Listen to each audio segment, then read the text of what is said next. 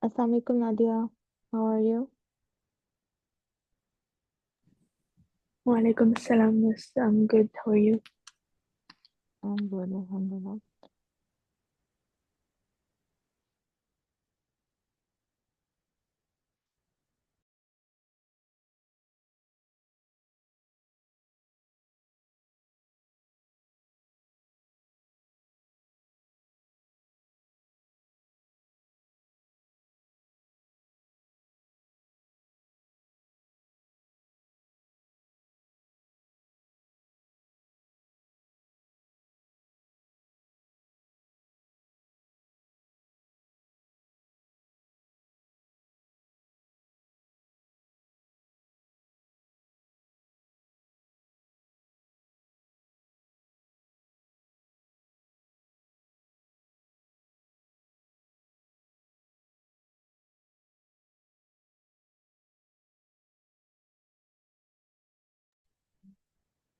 Okay, so we were doing. Can you hear me now?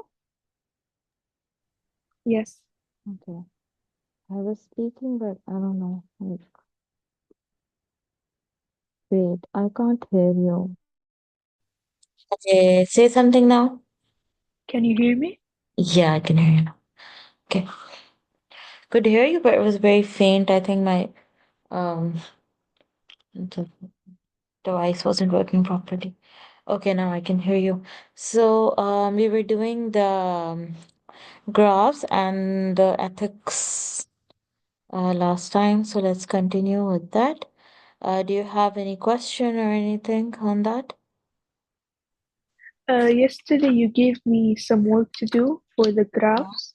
There Yeah. were four graphs. They asked us to do two bar charts, one histogram, and one scatter graph. I was able to do everything except the scatter graph. I couldn't figure out how to do it. Yeah. Let me open that question and then I'll show you.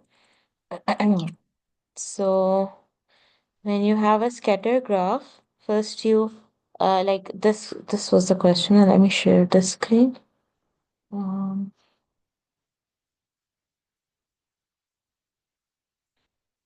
so this is the graph, right? This was the data, and you have to make it for this data. Let me also open some document so where we can do it.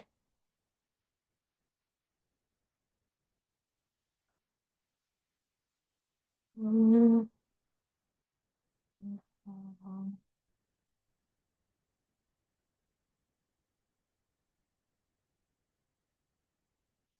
So this is the data that we have. Now what we're going to do is we will make the graph like just trying to find the right tool. Okay. So can you see when I'm making the graph like this? Yes, I can. Okay. Take it to the dock and then do it there. Okay. So first we're gonna like draw the axis, okay? Then we also have to look at the data. So let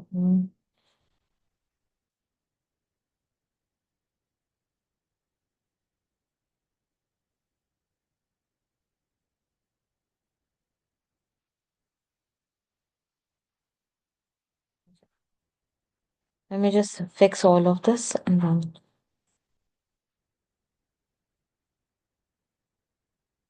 Okay. Now I have everything in my site. So we have lend notes and give lunch. So we're gonna assign one access to each of them. So whenever and like lend notes, let's put it on the y-axis and give lunch, like put it on the x-axis. And then we have to give points to this. So like label the points here, mark it. So let's make it 1, 2, like give them appropriate distances, use a scale to do this. But at the moment I don't have any scale, so I'm just gonna mark it like this. Okay, and then do the same for this side. 1, 2, 3, 4, 5, 6, 7, 8, 9, 10, and I don't know how many are there. So whenever len note says 5, so 1, 2, 3, 4, 5, mark a point here. Whenever len note says 5, give lunch is 7. So 7 will be 1, 2, 3, 4, 5, 6, 7. So this is the point where they are going to intersect. So this is going to be one of your correlation, like the dot thing this in the scattergram. Next, length notes is 3. So 1, 2, 3. And when length notes is 3, give lunches 2. So mark a point here and then give lunches 2. So this is going to be this point. Are you getting the hang of it? Yes, I was going to do it this way, but I thought it was wrong. No, no, this is right. Now length notes next time is 9. So notes is 9. So 1, 2, 3, 4, 5, 6, 7, 8, 9. And the other one is 7. So I think it's going to be this point again because this one was 7 as well. So now a point will come here. Now length notes is 4, 4, and this one is 10. So I take it right here. So far there is no like very pattern here. So we have to keep going to see if there is any pattern over here. Then length notes is 2 and give lunch is 7. So 1. So this is gonna be here.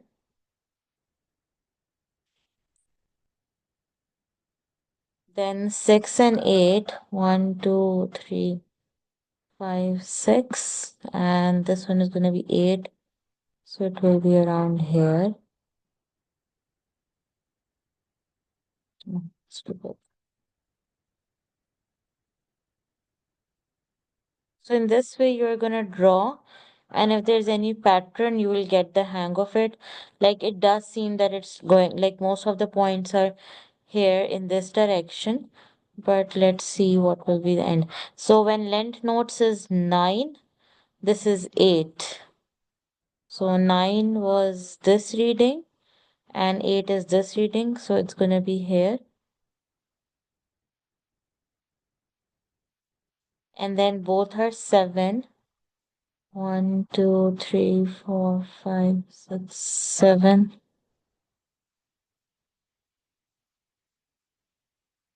I guess this was 7. So you see now you get the hang like where the most of the points are accumulated. Then we have a 3 and 4, 2, 3, and this is going to be 4.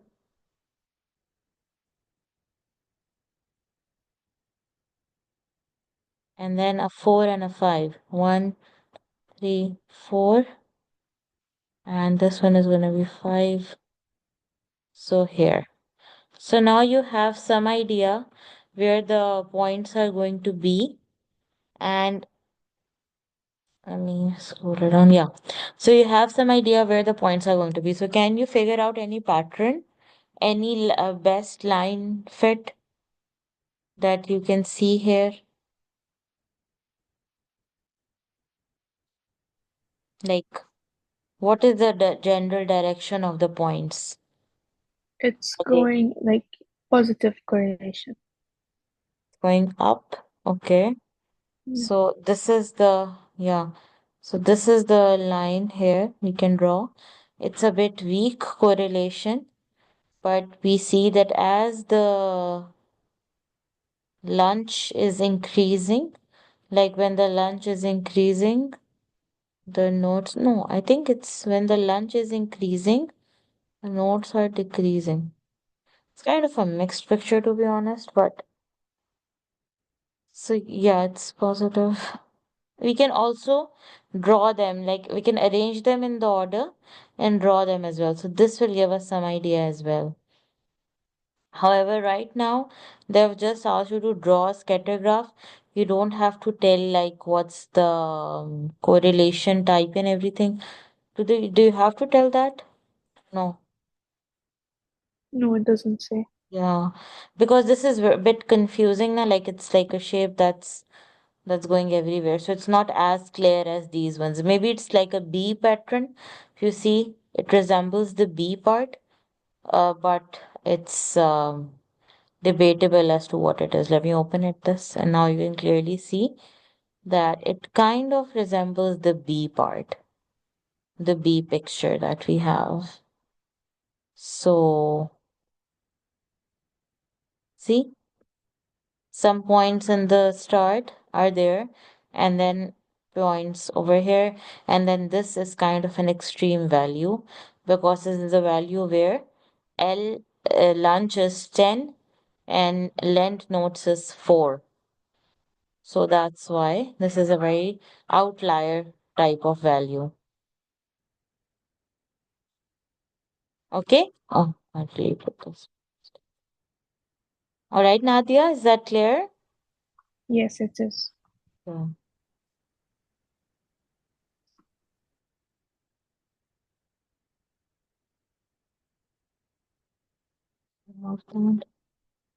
And where did you like do the work? Can you send me a picture? Yes, I'll send you now. Hmm. So we were doing the ethics and we were at the animal ethics.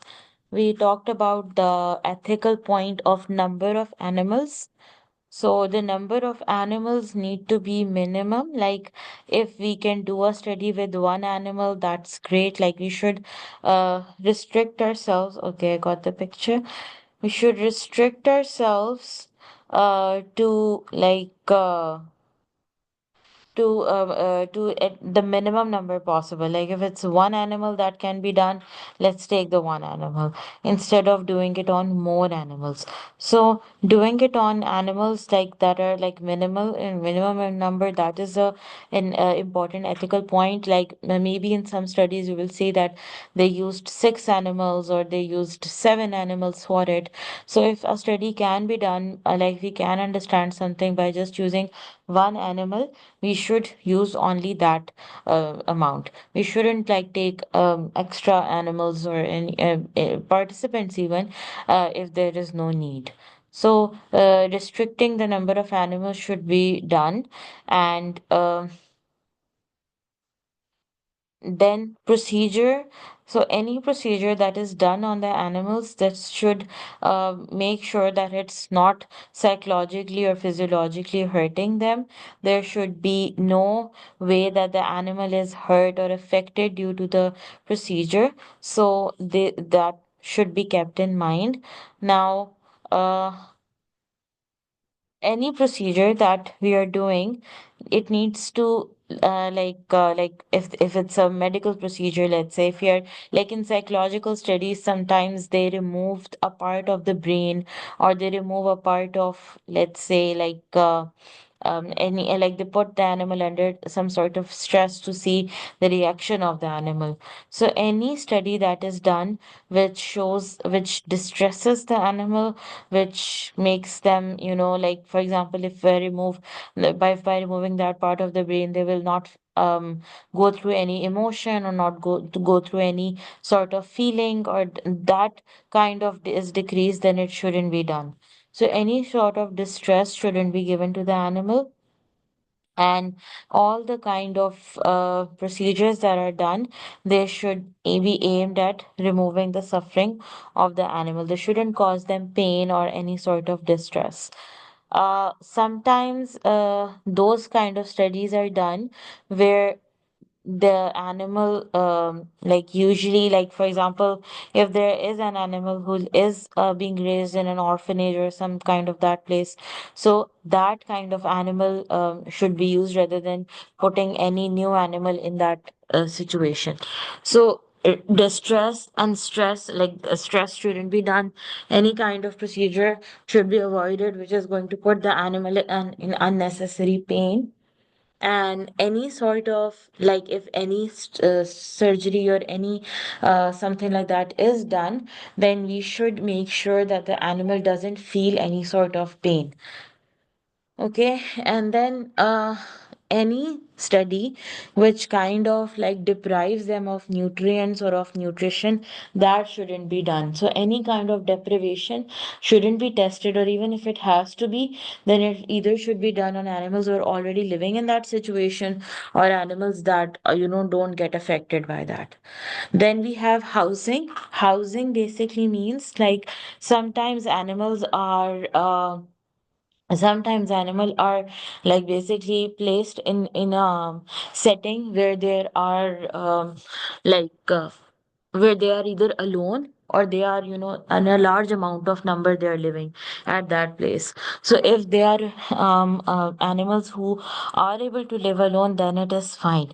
But if the animals are like, let's say, 10 and the cage is like very small, then that is unethical. So if we are caging someone, if we are putting them in a place where there are other animals living with them, and not one of them is getting the proper place to sit, proper place to sleep, or proper place where they can do their everyday activities, so that is unethical as well. Like, you will see studies on chimpanzees, and you will see studies on monkeys and these kind of animals, so they cannot be caged.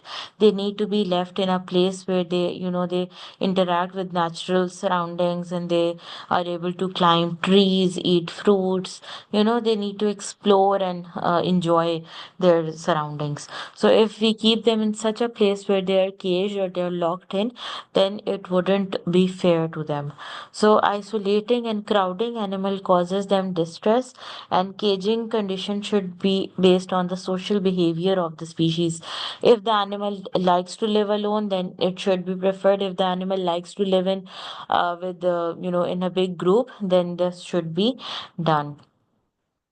Also, it is very important, like, why this should be done, because if we already are putting them in stress by making their living situation horrible, then how will we get the accurate results?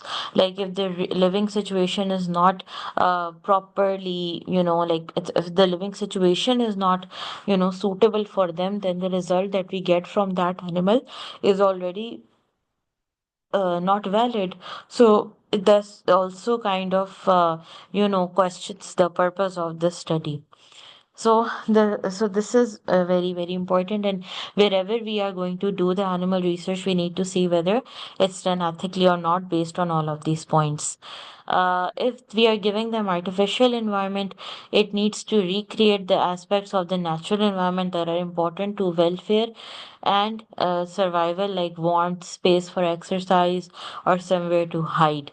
So, any artificial environment, if you are recreating it, like you have seen fish tanks, and they kind of try to recreate the environment of the ocean or the sea, and they have these reefs in them, and they have these kind of different structures where the fishes can hide, and they like to play in those areas. So, although it's a fish tank, but it kind of replicates the environment of the ocean or the sea bed. So, that is what they're talking about. Environments that are visually appealing to people may not be those that are the best for an individual species, and cage cleaning should balance cleanliness against avoiding stress. So, if we are cleaning the animals, then we shouldn't clean them with the thing that they've said here, like the cleanliness shouldn't make them distressed, because sometimes animals like to like clean themselves, like a cat cleans itself afterwards, and the way they like the way they use the litter and all that, it is something that is especially for them. So if we try to bring in all those human man-made structures and man-made cleaning products, then it is going to affect their health. So we shouldn't put them into distress by doing all these things. Instead, we should create the environment as natural as possible. Then we have reward, deprivation, and aversive stimuli. So deprivation basically means where we remove anything that is a resource for the animal, and sometimes deprivation is done so that the animal learns something. Like if we are depriving them of food, then and we are teaching them to ask it in an appropriate manner, then when the animal actually asks in that manner, only then we give them the food as a reward. So food is basically turned into a reward. And when the animal does a specific thing, only then he gets that kind of reward. So deprivation is by removing the reward, or not giving the animal the desired object that he is interested in. In planning studies using deprivation, the normal feeding or drinking pattern of the animal should be considered so that their needs can be satisfied. Like if you're talking about large animals like carnivores or lions or tigers, studies on these animals, if you're doing them, then they feed they feed like once a week or twice a week. Whereas those animals like parrots, birds, cats, they need to be like fed every day, and they need to have like food and water in regular supply throughout the day. So they should be like these kind of animals shouldn't be deprived of their basic requirements. Maybe we can give them treats or give them something special, but their usual requirement of food shouldn't be a reward for them, or their sleep shouldn't be messed up, or their anything like which there is their basic requirement, that shouldn't be, they shouldn't be kept deprived of that. So the use of preferred food should be considered as an alternative to deprivation for reward and learning studies, and alternatives to aversive stimuli should be used where possible. So this is what, like aversive alternatives to aversive stimuli. So sometimes an animal, like for example, sometimes a kid doesn't like anything made with vegetables, and if when they're not behaving right, so we tell them that you're gonna get a vegetable today. So although they're getting something to eat, but it is something that they don't like.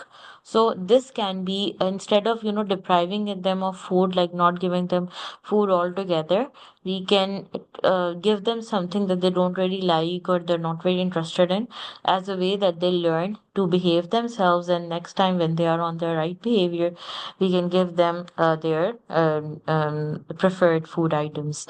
So this is one way it becomes ethical. But if we remove their daily nutrition, then it is unethical.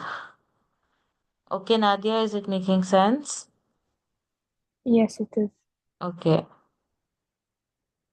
Now, this next part is about how you will apply it. I want you to read it.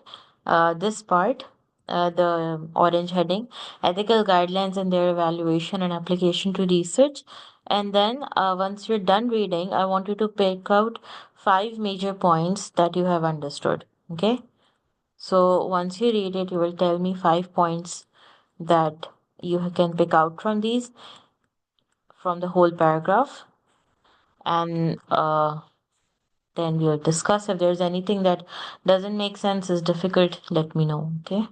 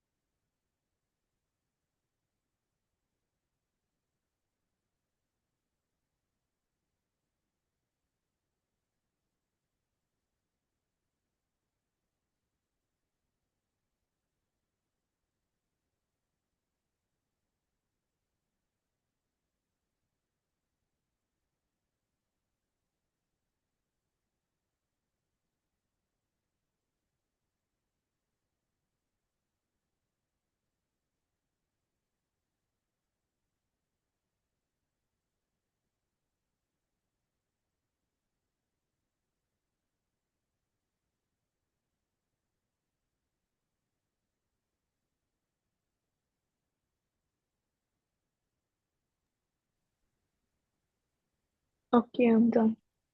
Yeah. Tell me, which points did you pick?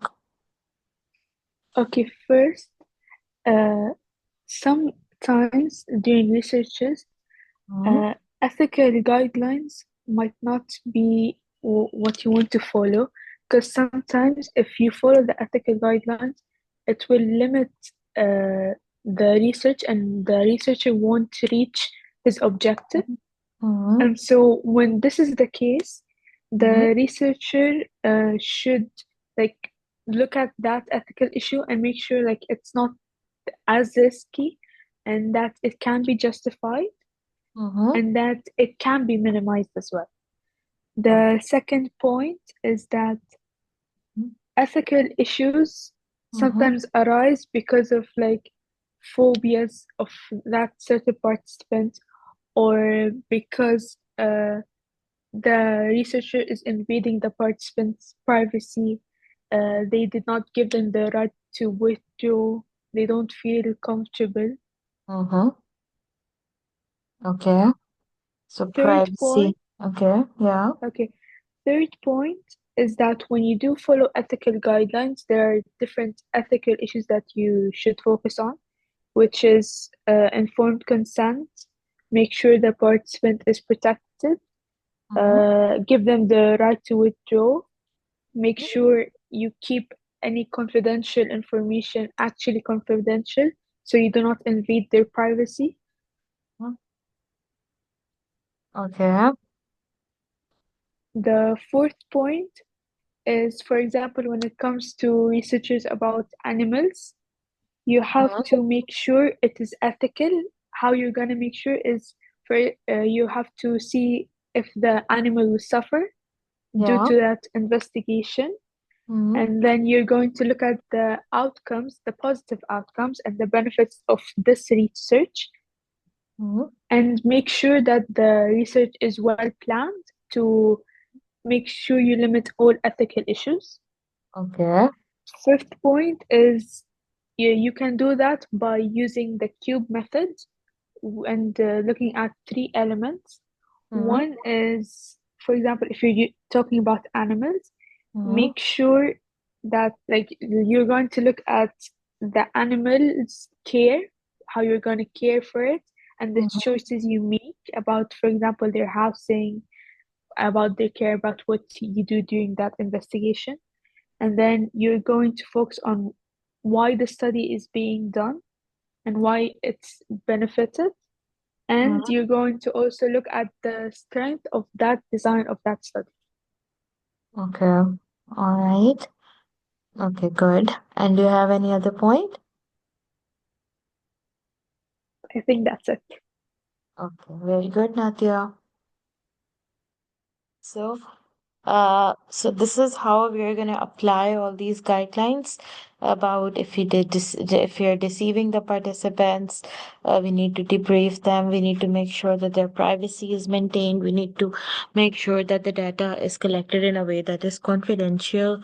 There is no physical or psychological harm to the participants. They're given the right to withdraw, and any research on animals should be ethical. It should provide us with the benefits, and yeah, pretty much very good. So now we have the last topic. The questions are really good, but I want to complete this topic in this year, this chapter. So we're going to jump on to reliability and the validity issue. So reliability is basically, we have talked about it. Now it's just like it's at the end, it's a refresher of everything that we have done. If you have any doubt about reliability and validity, let me know while we are doing this, okay? So we can discuss it. So reliability is basically making sure that the research is consistently giving us the same results. Like if you have a ruler or a scale and you're measuring the length of let's say pair of pants, then if it's 37 inches long, then whenever you test it, whenever you measure it, it should be 37 inches. It shouldn't be that one day it is 37 inches and the next day it's 39 inches and the next day it's like 35 inches. There shouldn't be any difference in it. If there is nothing that you are doing to it, then every time you measure it, it should be the same length that was on the first day. So that is consistency, that is reliability. Now, whenever we conduct a research in psychology, we need to make sure that the everything that we are doing is making sure that our study is reliable. Like if you're using a questionnaire, we need to make sure that everyone understands it in the same way. If we are using any procedure, we need to make sure the instructions are the same, the task that the participants are doing, same time is given to all the participants. Like everything needs to be done in the same way for us to get the desired results. Now, one way of measuring reliability is by conducting a test retest procedure, which is that once you test the participants in some questionnaire, or let's say you measure their intelligence or some ability, and then afterwards you test them on the same thing again. So if the on the first time when you did it, if their score was 100, the next time it should be 100 as well. So it shouldn't be like one time it's 100 and the next time it's 50. So this is very important when it comes to measuring reliability, that everything should be kept in the same way. Now, next thing that's important here is that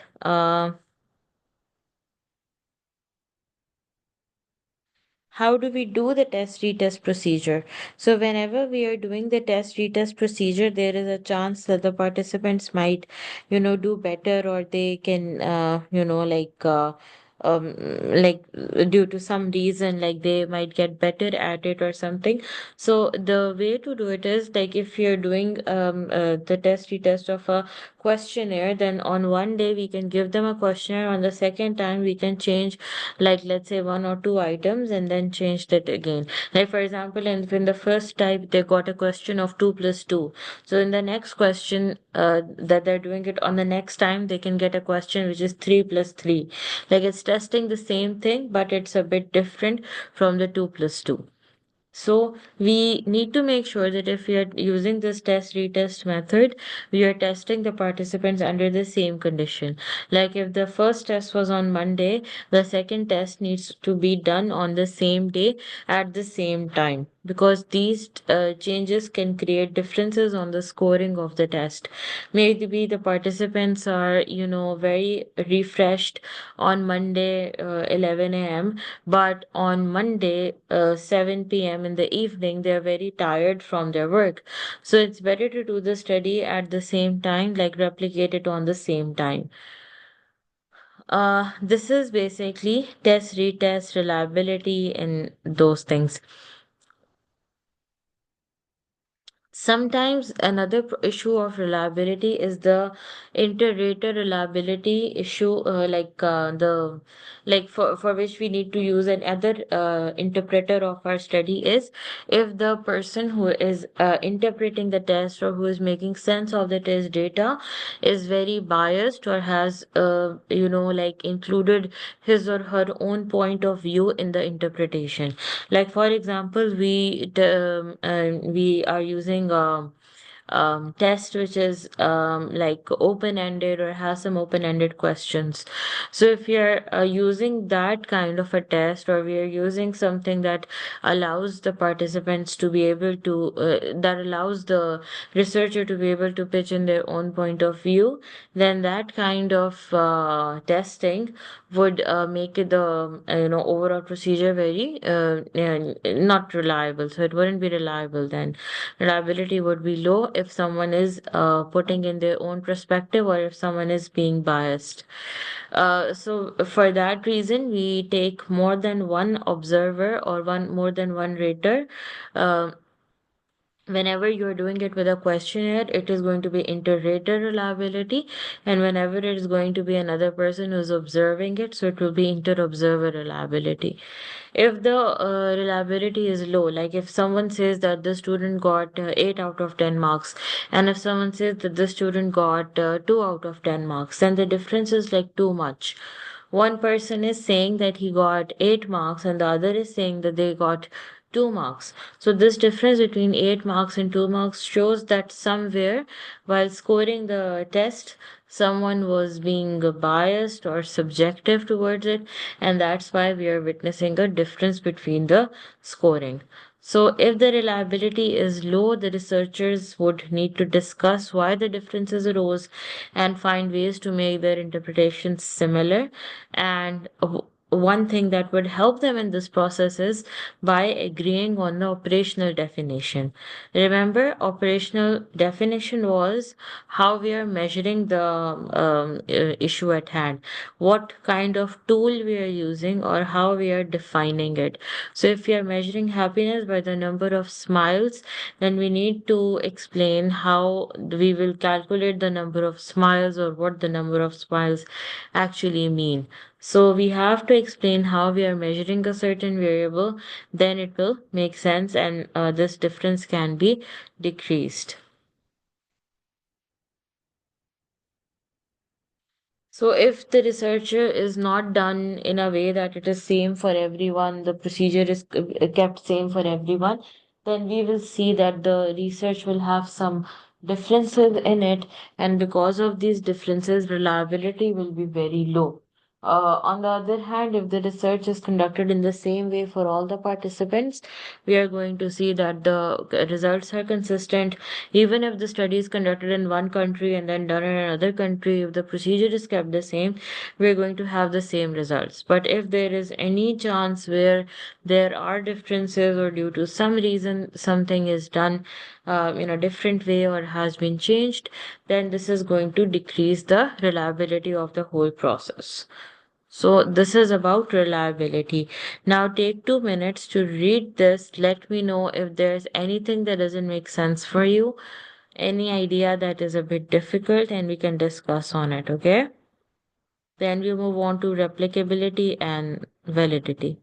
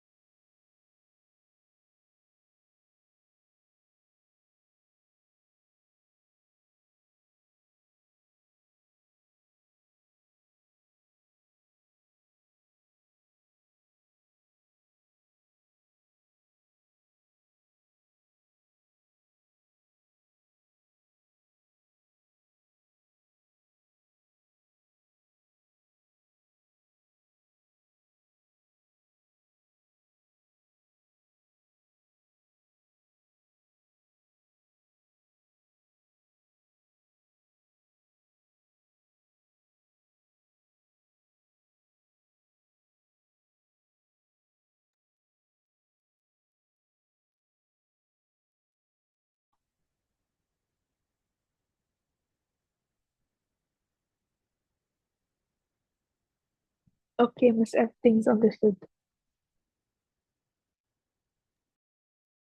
Okay, and everything is clear?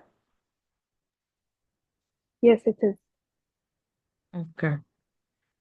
Now we move on to replicability. And what do you think replicability is? Like when you're doing a research, you Hmm? should be able to like replicate the procedure or like the research being done without changing anything in the procedure. Hmm. Yes. It's So standard. yes. Keep it standardized and don't change anything. So that is replicability. So replicability is when we conduct a study and we give like you will see that the studies that we're going to do after this chapter, we will have all the details of these studies. We are going to have all the information regarding the studies, and they're going to be so um like in detail that we can conduct a study on our own as well. So this is the like this is very important that all of their details are provided in full detail.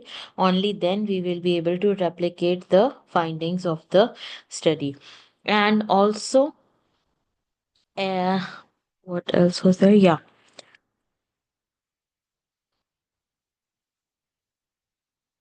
Uh, I want to make sure what this point is. Yeah.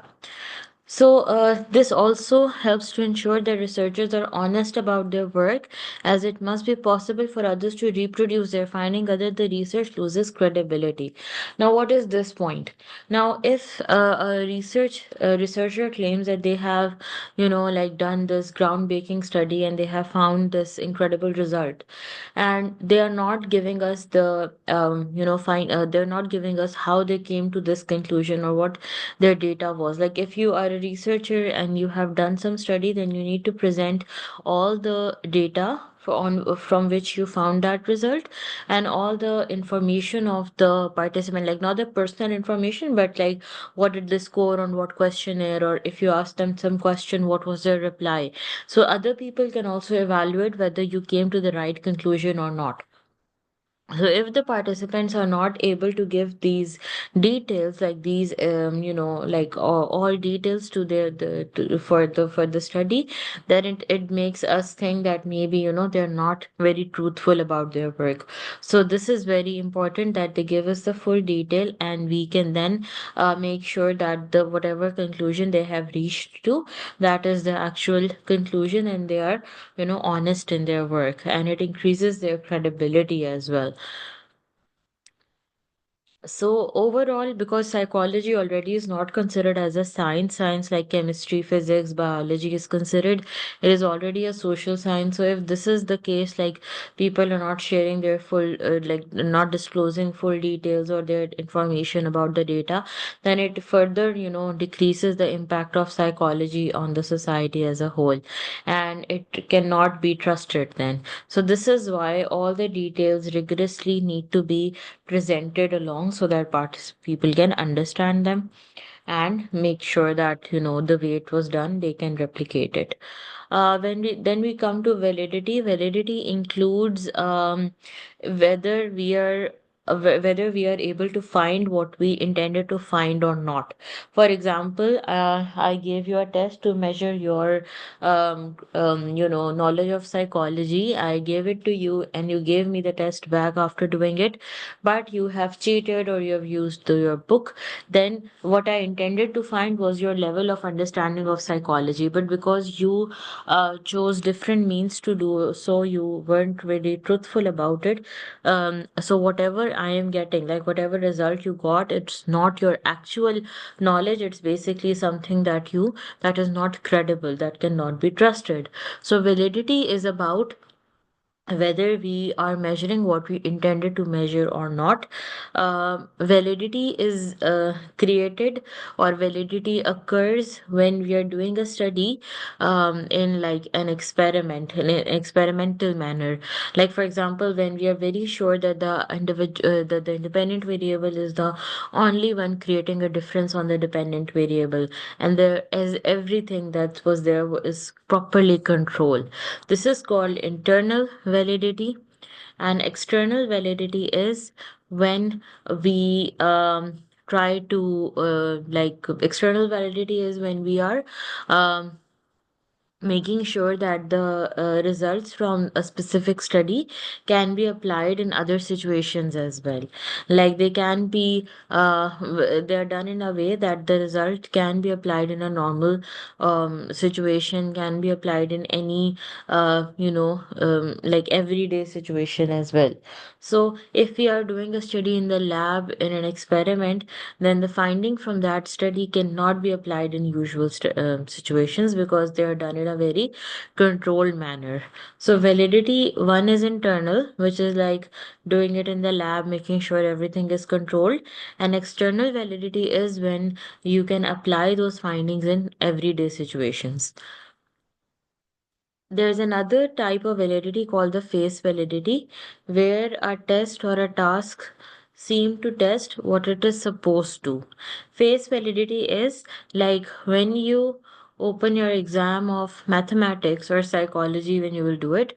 So you will expect that there are going to be, long questions, short questions, questions related to psychology, and you're going to find questions written in English on there. So that is face validity. Like whatever you intended to measure, the questionnaire or the test actually includes those details on it.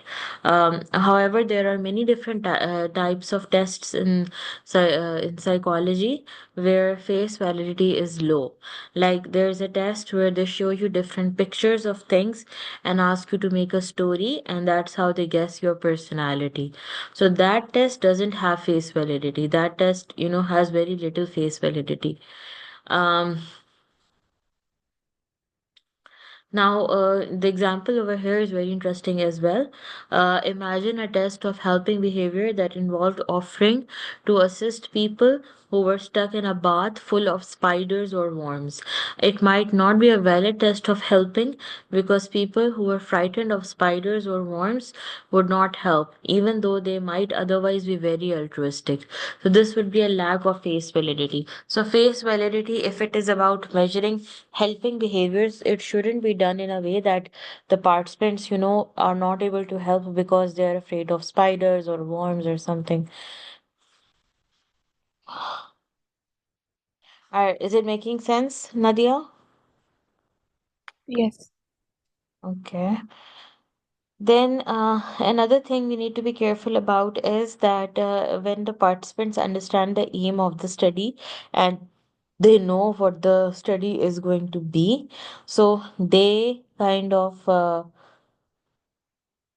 so when they know the aim of the study, when they know what the study is going to be, when they know what they are being tested on, that is also something that lowers the validity. That is also something that needs to be taken care of. If the participants behave in ways that agree with the way the researcher wanted them to be, this is also something wrong. Like basically, just like if you know that you're going to be tested on your knowledge, so that's why you cheated. So that is basically demand characteristic.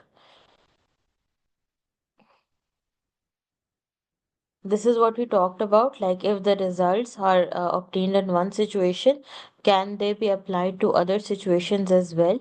So demand characteristics kind of change the way that we do the study. If sorry, so no, not demand characteristics. The way if it is done in the lab or if there's too much control, then the results of the study cannot be applied in any other situation.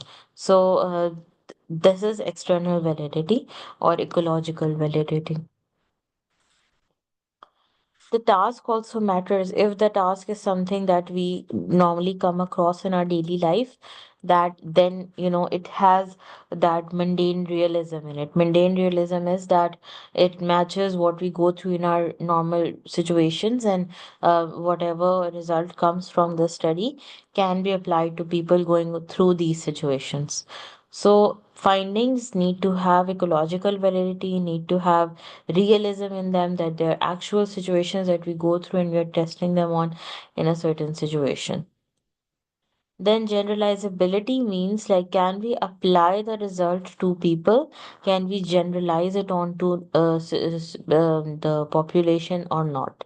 So if the sample is very small, like if the sample is like 10 people and 9 of them are male and one is female, then generalizability of the study is going to be very low because there are more number of males than the number of females. So if the society where we want to apply these findings is full of female students or females in general, then this result cannot be applied to them.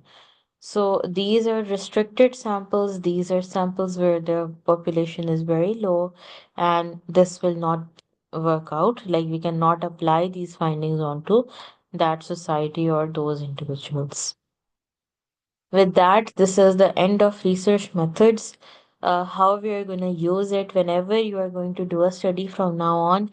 First, make note whether the measures are reliable or not, whether the study is valid or not, like is it ecologically valid or internally valid, were the participants, exposed to any demand characteristics, can we generalize these findings, and can the research be repeated or replicated again or not.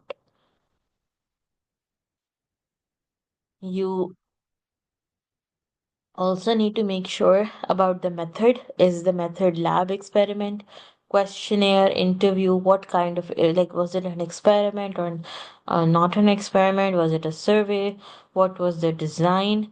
What was the overall sampling method, the tool that we used to measure the research, and the procedure as well? Like, was the procedure artificial? Was the procedure simple and lifelike or not? So, Nadia, any question, anything that is difficult? What are your thoughts? It's honestly easy. It's not hard as I expected. Hmm. Okay, that's really good. Now, I have given you a test for our next class. So, in that class, just go over all of the methods that we have done. Um, you're gonna get questions related to research. Just for your practice, you can do this exercise as well. This is good. If there is any issue that comes to you while doing these questions, you can let me know and I'll help you out. Um, okay. So let's do that, and then after we are done with the next class, then we will start the next part of our course, which is the studies. So we have 12 studies to get to. So then we'll start these. All right. All right. Okay, Nadia. See you next time. Bye bye. See you. Thank you. Bye. Come. Bye.